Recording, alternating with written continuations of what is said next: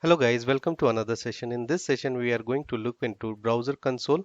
So let's start our discussion. So far we have learned about how to include JavaScript to web page. Now we will have the understanding about the browser console. In this course we are going to use the Chrome browser. Chrome browser offers us the developer tool and the console, and these tools of browser help us to develop the JavaScript code while designing the application. So how we will access the developer tool and the console in browser? So let's look into that. So here you need to press F12 and it will open the developer tool, and here you will find the console option. You need to click on console and it will give us the sandbox where we can execute our JavaScript code. For example, if we want to add two numbers, the moment you will write 2 plus 2, you will find that the output is given over here.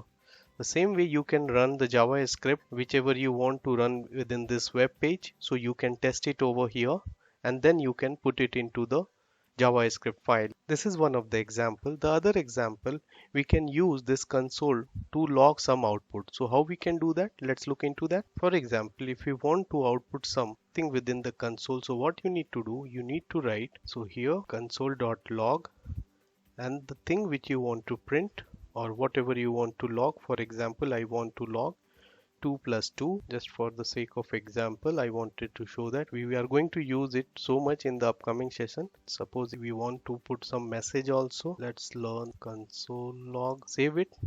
Now the moment you will run it, you will find that it is being logged within the console. So let's look into that.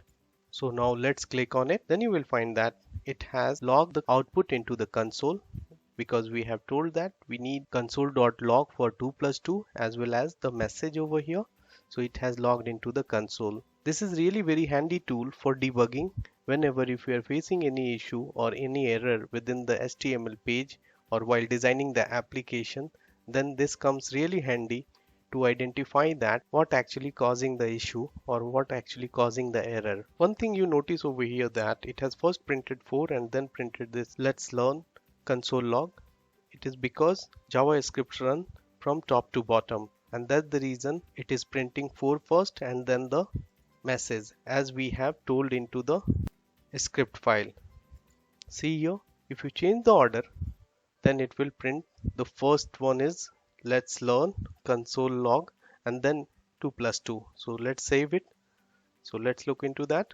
Now it has refreshed due to hot reloading. So click on OK. Then you will find that it has first printed let's learn console log and then 4. Let's proceed further. If you are not understanding about this console.log, don't worry, we are going to discuss about it. This is nothing but a function within the JavaScript. Function we are going to cover in detail in the upcoming sessions. So don't worry about that. You can just consider that this console log help us to print anything within the console. So this is what I wanted to demonstrate you in this session. See you in the next session. Till then, bye bye, take care.